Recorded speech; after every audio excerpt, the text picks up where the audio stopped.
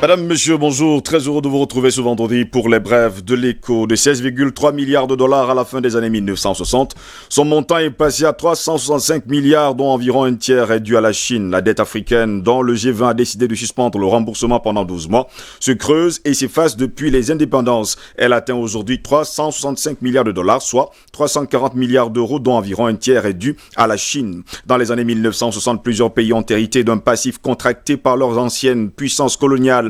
La dette de la Belgique, léguée au Congo indépendant, s'élevait à 120 millions de dollars, assure Éric Toussaint, historien et porte-parole du comité pour l'abolition des dettes illégitimes. En Mauritanie, c'est un prêt de 66 millions de dollars contracté par la France avant l'indépendance, qui est devenu plus tard une très grosse dette. La plupart des colonies françaises contractaient des prêts auprès du Fonds d'investissement pour le développement économique et social des territoires d'outre-mer, en abrégé FIDES. Il était financé par l'État grâce notamment à des avances de la Caisse centrale de la France d'outre-mer. Après les indépendances, les jeunes pays n'ayant pas d'infrastructure pour valoriser leurs matières premières ont continué d'emprunter auprès du FIDES jusqu'en 1962 pour financer des investissements, des équipements ou des programmes d'études. Les taux étaient faibles de 2% à 3%. À la fin des années 1960, la dette totale extérieure des pays africains était maîtrisée puisqu'elle atteignait 16,3 milliards de dollars selon la Banque mondiale.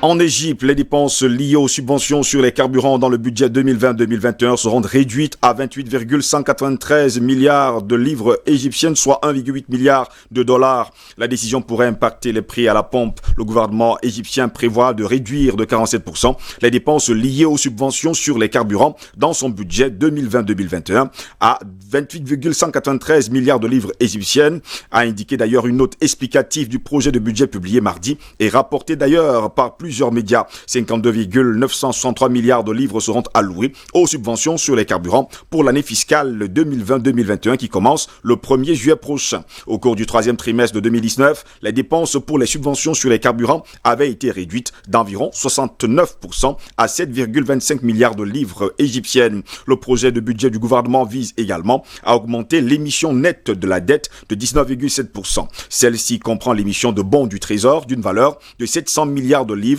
et de bons du Trésor d'une valeur de 274,4 milliards de livres. Septembre dernier, le gouvernement égyptien avait secouru à la même démarche en proposant un projet de loi visant une baisse à 5,15 milliards de dollars les subventions de carburant, soit 2,16 milliards de dollars de moins que dans l'exercice 2018.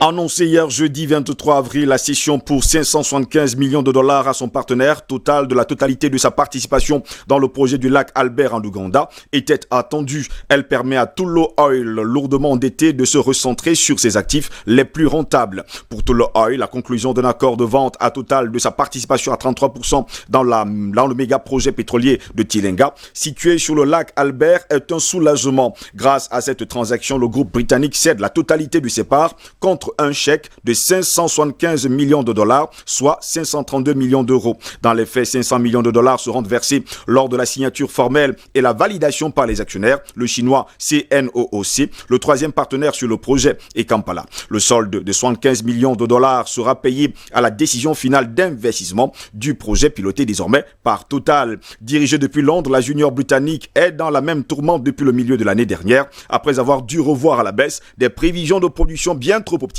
et qui avait entraîné le limogeage de son patron écossais Paul McDade. En RD Congo, la mine de Kinsevere est au cœur d'une bataille judiciaire entre ses deux actionnaires Mining Company Katanga, abrégé MCK Sal, aujourd'hui détenu par Champion Katumbi, le fils de Moïse Katumbi et le minier chinois MMG Kinsevere. L'affaire portant sur l'accusation de violation des contrats d'acquisition de la mine de Kinsevere d'une capacité de 80 000 tonnes de cuivre par an par le minier chinois MMG a rebondi le 14 avril dernier avec l'arrestation et le placement en détention d'un huissier du tribunal de commerce de Mumbashi soupçonné de faux au bénéfice de cette société. Il s'agit du dernier rebondissement d'une procédure judiciaire entamée par Mining Company Katanga Sarl afin de compenser les pertes subies suite au non-respect par MMG des termes des contrats signés entre les deux parties. Le gisement de Kinsevere appartenait initialement à la société MCK qu'il avait cédé à la société et MCK, actuellement MMG Kinseverisal, en 2005. D'après les documents consultés, bien, cette cession avait été faite à la condition expresse que la société MCK conserve le droit exclusif d'effectuer les travaux nécessaires au développement et à l'exploitation de la mine dans le cadre d'un contrat d'entreprise, et ce pour toute la durée de la vie de la mine. Cette condition a été stipulée dans 2 contrats de cession des parts sociales signés avec MCK SAL représentement et surtout respectivement en décembre 2006 et en avril 2012.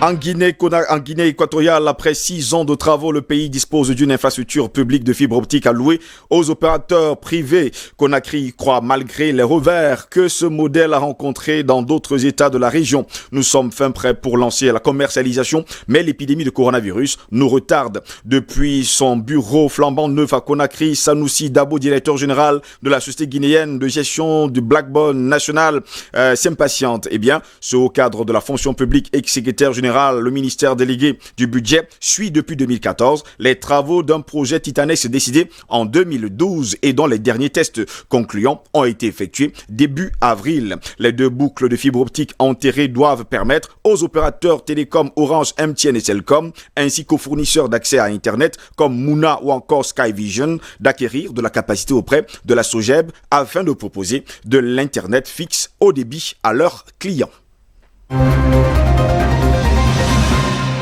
À Brazzaville, on parle de la chute drastique des cours du pétrole et ralentissement de l'économie mondiale qui oblige d'ailleurs le gouvernement congolais qui s'attendait en tout cas à une récession de 9% du PIB en 2020. Le Congo enregistrera donc cette année un déficit budgétaire de 779,7 milliards de francs CFA, soit 1,2 milliard d'euros, représentant 13% de son produit intérieur brut. Le 22 avril, le Conseil des ministres a adopté le projet de loi de finances rectificatif consécutif au choc sanitaire du Covid-19 et à la dégringolade des cours du brut. Brazzaville a par conséquent revu les hypothèses du budget 2020 voté en décembre 2019 qui tablait initialement sur un excédent budgétaire de 514 milliards de francs CFA. Les projections du taux de croissance initialement à 1,2% du PIB ont été ramenées à moins 9% du PIB. Moins pessimiste, le Fonds monétaire international table quant à lui à une croissance négative à moins 2,3% du PIB dans ses nouvelles perspectives alors que le pays a déjà connu une récession de moins 0,9% en 2019. Les autorités congolaises s'attendent à un recul de l'activité hors pétrole de 60% si la crise actuelle dure entre 3 et 7 mois. Fixé au départ à 140 millions de barils avec un baril à $55, la production pétrolière reculera à 123 millions d'unités pour un baril à $25. Cette double baisse entraîne une chute des recettes pétrolières de plus de 55% à 531 milliards de francs CFA contre 1188 milliards de francs CFA initialement, il faut le dire, prévu. L'or noir représente un tiers de la richesse du pays, plus de la moitié de son budget et pratiquement 85% de ses exportations. C'est donc une mauvaise nouvelle qui nous vient du côté de Brazzaville. Voilà, mesdames, messieurs, c'est ici que s'achève cette autre édition de Les Brèves de l'Écho. Au plaisir de vous retrouver prochainement. Restez sur DBS, l'information est en continu sur notre chaîne.